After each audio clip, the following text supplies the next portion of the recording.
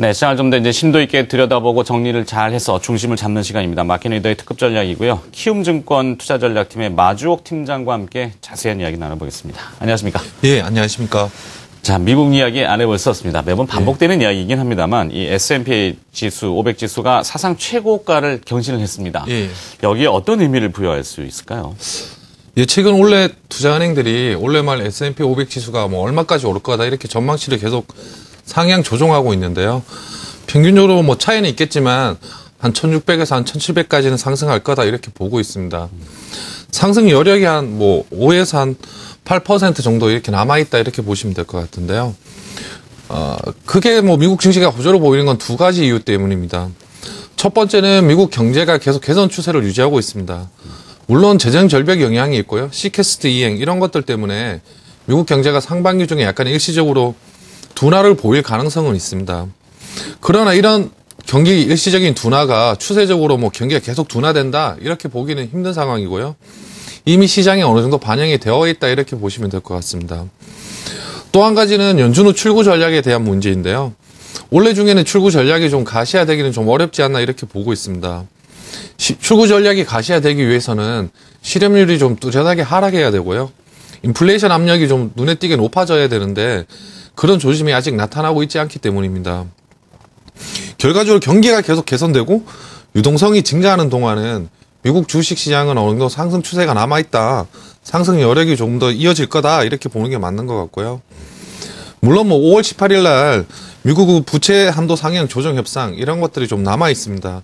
이런 정치적 불확실성이 남아있지만 이런 요인으로 인해서 미국 주식시장이 뭐 추세적으로 계속 하락할 거다 이렇게 보기는 지금 약간 이른 시기가 아닌가 그런 걸 논하기는 좀 이른 시기다 이렇게 판단하고 있습니다. 네, 자, 이 미국 등 글로벌 주식시장의 상승세를 두고 너무 좀 빠르다. 경기 지표에 물론 선행한다고는 하지만 너무 빠른 것이고 미국의 뭐 투자 일부 유명한 사람들 뭐 짐 로저스 같은 사람들은 만들어지는 시장이다. 이렇게도 폄하를 좀 하더군요. 예, 맞습니다. 근데 이 미국은 뭐 그렇다 치더라도 우리 시장은 사실 이 계속 역행을 했던 디커플링이라는 표현을 많이 쓰던데요. 그 중심에 보면은 정보력에서 가장 빠른 외국인 투자자들의 수급이 좀 엉켜 있고 이 외국인 투자자들 수급 어떻게 풀어봐야 되겠습니까?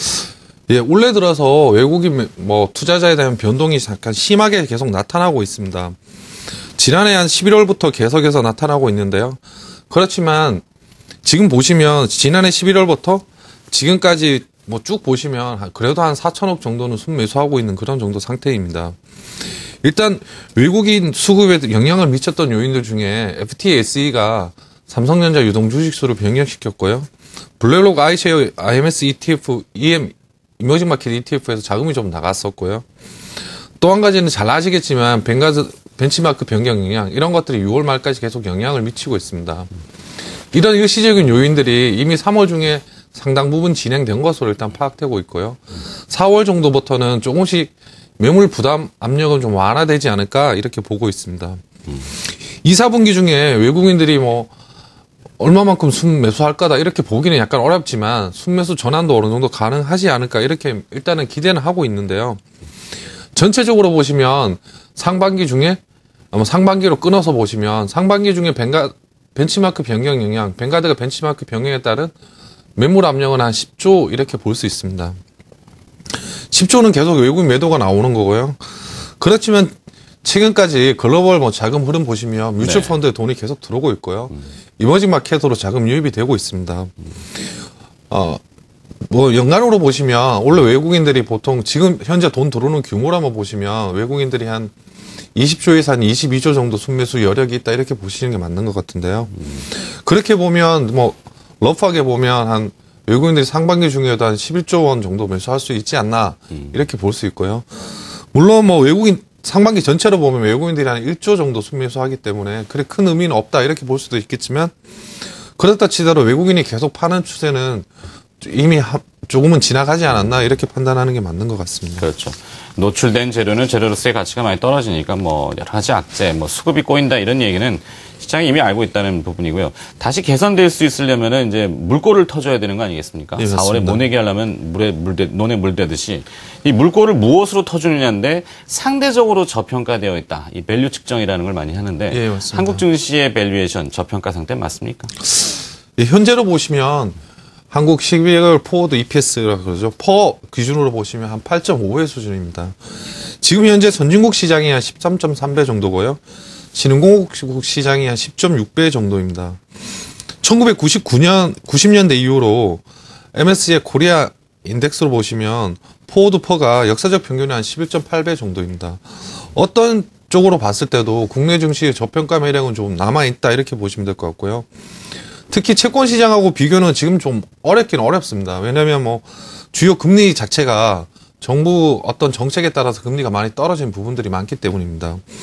그렇지만 채권 시장 상대적 매력도를 측정하는 일드 갭 이런 것들을 보시면 금융위기 이후에 최고 수준으로 벌어져 있다.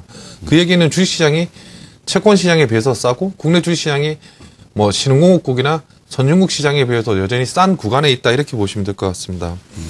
문제는 계속 기업 실적 전망이 어느 정도 하향 조정되면 이런 싼 밸류에이션이 없어지는데요. 지금 현재 수준으로 보시면 기업 실적은 크게 회복되고 있지는 않습니다. 그렇지만 약간은 저점은 지났다 그런 전망들이 좀 나타나고 있고요. 그 얘기는 보통 기업 이익 수정 비율이라고 있는데요. 애널리스트들이 기업 이익을 얼마만큼 상향 조정하는지 하향 조정하는지 그 비율을 나타냅니다. 기업 이익 조정 비율을 보시면 최근에 마이너스 한 60 부근에 갔다가 최근에는 마이너스 한 20 부근으로 조금씩 좀 축소되고 있습니다. 네. 결국 이런 움직임들이 기업들의 실적 전망에 약간 선행하는 건데요. 이렇게 보면 뭐 지금 현재 미국 경기나 아니면 중국 경기나 일본 경기 여러 가지 기대감이 좀 남아 있고요. 이렇게 보면 기업 실적 전망이 하향 조정되는 부분도 조금씩 상향 조정으로 바뀔 가능성은 좀 높아지고 있다 이렇게 보시면 될 것 같습니다. 네, 수정 비율이라고 하는 리비전 레이쇼가 이렇게 조금 정체입니까 지금? 지금 저점을 찍고 조금씩 개선되고 있는 그런 개선되고 상황입니다. 있는. 네. 그렇지만 여전히 좀 마이너스는 기록하고 있습니다. 네, 그렇군요.